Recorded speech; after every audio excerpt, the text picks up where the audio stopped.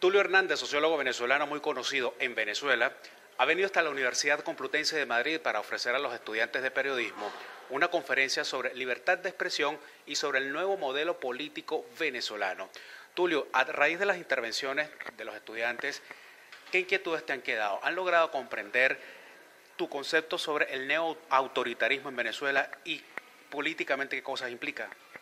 Bueno, no sé, no podría decirlo, pero lo que sí me queda claro es la dificultad que tienen no solo los estudiantes, sino en general profesionales y la población europea y española que está más cercana para comprender el proceso político venezolano. Por las preguntas, por el tipo de reflexiones, hay como una gran dificultad de entender, sobre todo me dio la impresión, por qué si el asunto del tipo de gobierno es tan malo, si sus resultados son tan deficitarios, sigue existiendo un apoyo popular al presidente Hugo Chávez, cosa que ya ha cambiado y obviamente ya el chavismo no es mayoría en Venezuela.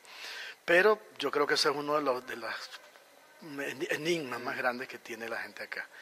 Y bueno, yo creo que es muy importante sí explicar que el modelo es un modelo novedoso, inédito, y que aunque últimamente se ha puesto más evidentemente represivo y autoritario, sigue siendo valorado en muchas partes como una democracia, por muchos gobiernos que la respetan como una democracia, cuando realmente hace rato que dejó de serlo, ¿no? ¿Qué está pasando allí? ¿Por qué siendo Venezuela un modelo neoautoritario, pese a que ya no existe la figura de Hugo Chávez Frías, se le hace tan difícil a la comunidad internacional entender que el de Venezuela es un gobierno que no respeta las leyes democráticas o digamos los extremos del modelo democrático para llamarse de tal forma? Básicamente porque mirado desde Europa, una dictadura latinoamericana es un coronel sangriento que tiene las tropas en la calle, donde hay toque de queda, donde no hay partidos políticos, donde hay millares de desaparecidos y de torturados. Entonces, todas las violaciones sistemáticas a la Constitución del proyecto bolivariano son vistas con cierta justificación, yo diría, como me dijo una vez Jacques Lang, un diputado exministro de Cultura de Francia, que me dijo, sí, pero eso es verdad todo lo que tú dices, pero aquí no hay 30.000 desaparecidos. Entonces, claro, mientras siga siendo ese el criterio de valoración y mientras se siga creyendo que una democracia existe porque hace elecciones, no se va a entender el autoritarismo en la era de Internet, que sabe que no puede hacer las violaciones que se hacían en la época del franquismo, del nazismo o del estalinismo. ¿Cómo funciona? Porque es interesante lo que tú acabas de decir, lo que ya mencionaban en entrevistas anteriores.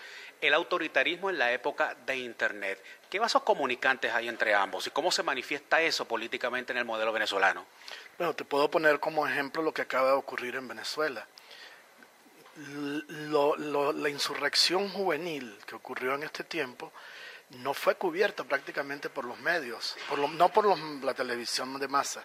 Y sin embargo, fue tan fuerte el papel de los registros en video y fotografía, de las violaciones, de los maltratos, de las torturas, de los crímenes, que esto se convirtió en un fenómeno mundial y por primera vez en muchos años la prensa, por lo menos la europea, le prestó atención a esa otra dimensión simulada y oculta del chavismo. Entonces creo que en Internet, y eso lo saben, cuando digo Internet no digo solamente a la era de las nuevas comunicaciones, sino también esta es una época de muy grande transparencia.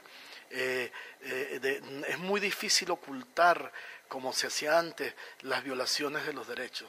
Entonces eso lo aprenden los gobiernos y por eso es que en este momento hay una gran similitud entre la manera como actúa la Rusia de Putin, como actuó el Perú de Fujimori, como actúa Bielorrusia o como actúa Irán en la era de Ahmadinejad para acá, ¿no?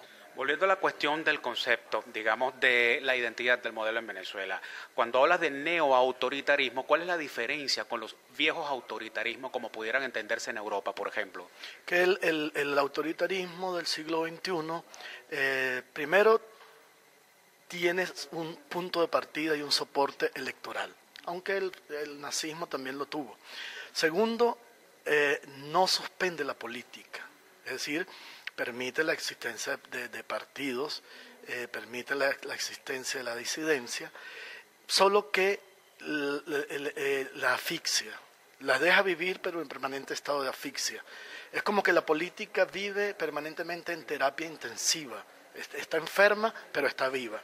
Y el otro rasgo es el de los medios, que permite la existencia de medios privados y de pequeños focos de disidencia, como una manera de decir, fíjense que aquí sí hay disidentes, aquí sí hay libertades. Entonces, es un trabajo muy sofisticado que en el caso de Venezuela se une con otro tema, que es el estatismo. Porque solo en estados muy fuertes económicamente estos modelos son viables. Donde hay una industria privada, donde hay un sector privado fortalecido, estos modelos no logran subsistir. Por eso es que hay una frase de un poeta venezolano, Rafael Cadenas, que define muy bien esto, que dice: en una sociedad donde el Estado es gigantesco, los ciudadanos tienden a ser enanos, a hacerse enanos. Bien, muchas gracias a Tulio Hernández, sociólogo venezolano, desde la Facultad de Ciencias de la Información de la Universidad Complutense de Madrid.